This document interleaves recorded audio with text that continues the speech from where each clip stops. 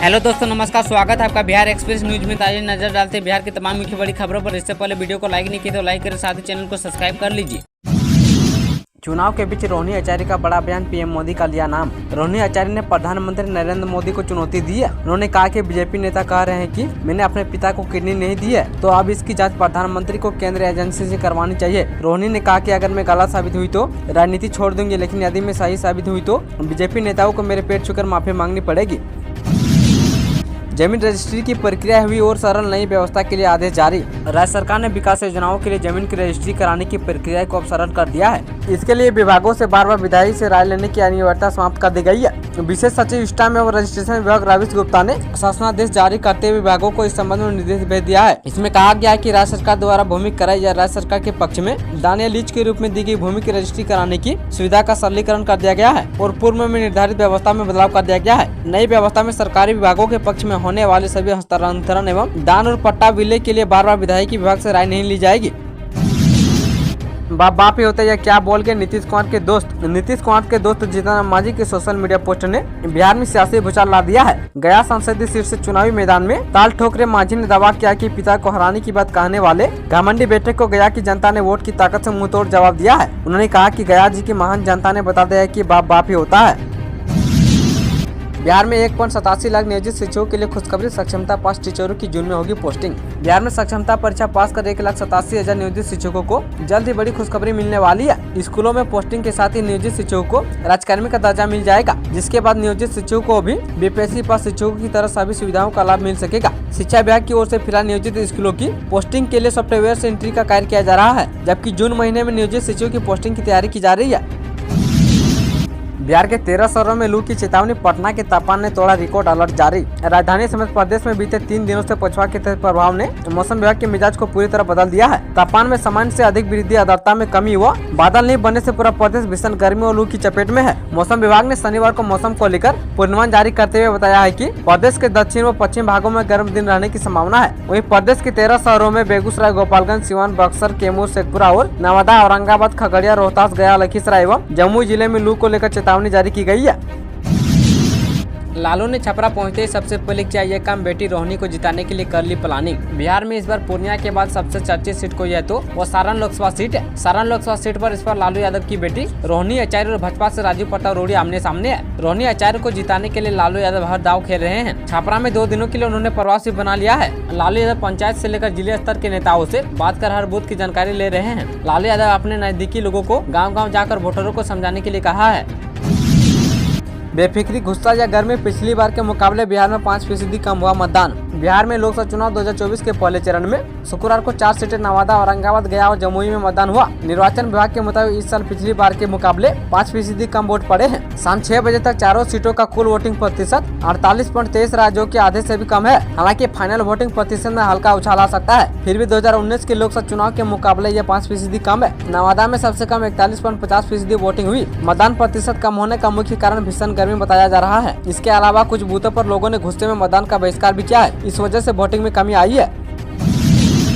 तेजस्वी यादव का नीतीश प्रेम फिर उमड़ा, सियासत हुई तेज। बिहार में लोकसभा चुनाव से पहले सियासत का अलग अलग रंग देखने को मिल रहा है। इसी क्रम में बिहार के पूर्व डिप्टी सीएम और आरजेडी नेता तेजस्वी यादव का नीतीश कुमार के लिए बयान सामने आया है। इस बार तेजस्वी यादव ने नीतीश कुमार के लिए जो बयान दिए हैं वो काफी चौंकाने वाला है। तेजस्वी यादव ने नीतीश कुमार को आगाह करते हुए उनके स्वास्थ्य के लिए चिंता जताई है। तेजस्वी यादव बिना नाम लिए भाजपा और जेडीयू के नेताओं पर निशाना साधा है। चुनाव की शुरुआत में ही बिगड़ने लगे नेताओं के बोल। बिहार की राजनीति में दिलचस्पी रखने वाले को 2015 का विधानसभा चुनाव याद होगा। उस दौरान महागठबंधन के साथ चुनाव लड़ रहे नीतीश कुमार के डीएनए को लेकर जो कहा गया था वो सबको याद होगा। उस दौरान डीएनए को लेकर पक्ष और विपक्ष की ओर से खूब आरोप प्रत्यारोप हुए और चुनाव पर डीएनए का असर भी दिखा। हालांकि 2024 में डीएनए जैसा कोई मामला अब तक सामने नहीं उठा है, लेकिन मुख्य विपक्षी राष्ट्रीय जनता दल की ओर से पहले दौर के मतदान के पूर्व प्रधानमंत्री और भाजपा नेताओं को जेल भेजने से लेकर प्रतिद्वंदी को बेवकूफ कहने तक के वाक हो चुके हैं। वहीं पाटलिपुत्र सीट से राजद उम्मीदवार डॉक्टर मीसा भारती ने पिछले दिनों मनेर में चुनाव प्रचार के दौरान आग बबूला हो गई है और कह गई कि यदि जनता ने महागठबंधन को मौका दिया तो प्रधानमंत्री समेत भाजपा के तमाम नेता सलाखों के पीछे नजर आएंगे। अप्रैल में पटना का पारा 41 के पार 13 जिलों में लू का अलर्ट जारी। बिहार में अप्रैल महीने में पहली बार शुक्रवार को पटना का अधिकतम तापमान 41 डिग्री सेल्सियस के पार पहुंच गया है। राजधानी का अधिकतम तापमान 1.8 डिग्री सेल्सियस की बढ़ोतरी के साथ 41.2 डिग्री सेल्सियस रिकॉर्ड किया गया है। मौसम विभाग के अनुसार लगातार पछुआ हवा के प्रभाव के कारण शनिवार से पारा की ओर बढ़ने की आशंका है। पटना सहित प्रदेश में गर्म पछुआ हवा का प्रभाव जारी है। इससे प्रदेश के अधिकतम शहरों में लू चलने जैसे हालात बने हुए हैं। वहीं प्रदेश के कुछ जिलों में 23 अप्रैल तक लू चलने के आसार है। वहीं अगले 3 दिनों के दौरान अधिकतम तापमान में 2 से 3 डिग्री सेल्सियस की वृद्धि हो सकती है।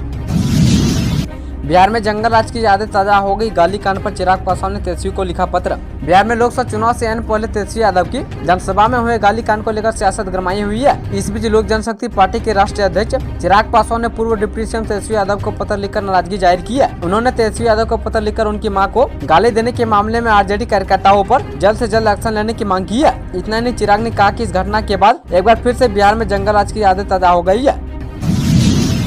बीजेपी ने मोतिहारी से राजेश कुशवाहा को दिया टिकट। बीजेपी की राधा मोहन सिंह से होगा मुकाबला। महागठबंधन में शामिल मुकेश सहनी की विकासशील इंसान पार्टी ने पूर्वी चंपारण लोकसभा सीट से डॉक्टर राजेश कुशवाहा को प्रत्याशी बनाया है। पार्टी राष्ट्रीय प्रवक्ता देव ज्योति ने शुक्रवार को यह जानकारी दी है। बता दें कि एनडीए से बीजेपी ने राधा मोहन सिंह को चुनावी मैदान में उतारा है, जहाँ उनका मुकाबला राजेश कुशवाहा से होगा। छठे चरण के तहत पूर्वी चंपारण में 25 मई को मतदान होगा। बता दें कि बीजेपी ने झंझारपुर से सुमन कुमार और गोपालगंज से प्रेमनाथ चंचल को चुनावी मैदान में उतारा है। बिहार में डबल इंजन की सरकार फिर भी सीमांचल पिछड़ा। कटिहार में मल्लिकार्जुन खड़गे बोले, यहाँ के लिए मोदी ने कुछ नहीं किया। कटिहार में लोकसभा चुनाव का द्वितीय चरण 26 अप्रैल को होने जा रहा है। चुनाव को लेकर सभी राजनीतिक दल प्रदेश से लेकर राष्ट्रीय स्तर के लीडर अपने अपने दल के प्रत्याशी के समर्थन में जनसभा आयोजित कर मतदाताओं को रिझाने की कवायद में लगे हैं। वहीं आज कांग्रेस के राष्ट्रीय अध्यक्ष मल्लिकार्जुन खड़गे ने कटिहार के राजेंद्र स्टेडियम में इंडिया गठबंधन के प्रत्याशी तारिक अनवर के समर्थन में जनसभा को संबोधित किया है और लोगों से कांग्रेस प्रत्याशी तारिक अनवर को भारी मतों से जिताने की अपील की है। वहीं मल्लिकार्जुन खड़गे बीजेपी पर जमकर हमला बोलते हुए उन्होंने कहा, देश के संविधान खतरे में है। बिहार में डबल इंजन की सरकार रहते हुए भी मोदी जी ने बिहार को कुछ नहीं दिया है। राजनीतिक दलों के प्रतिनिधियों को दी गई चुनाव की प्रक्रिया की जानकारी। हाजीपुर लोकसभा चुनाव को लेकर शुक्रवार को समाहरणालय सभा कक्ष में राजनीतिक दलों के प्रतिनिधि को परीक्षण दिया गया है। जिला निर्वाचन पदाधिकारी से जिला अधिकारी इस्पाल मीना ने बताया कि हाजीपुर लोकसभा सीट के लिए नामांकन की प्रक्रिया 26 अप्रैल से शुरू होगी और नाम वापसी की अंतिम तिथि 6 मई तक निर्धारित की गई है। 28 अप्रैल रविवार एवं 1 मई को घोषित मजदूर दिवस के अवकाश के दिन नामांकन का कार्य स्थगित रहेगा। नामांकन के निर्वाची पदाधिकारी का कार्यालय सुबह 11 बजे से शाम 3 बजे तक कार्यरत रहेगा। इसी अवधि में अभ्यर्थियों को अपने नामांकन पत्र एवं अन्य पत्र उपलब्ध कराना होगा। हाजीपुर लोकसभा क्षेत्र अनुसूचित जाति के लिए आरक्षित होने के कारण अभ्यर्थियों से उनकी जाति प्रमाण पत्र तैयार रखने को कहा गया है।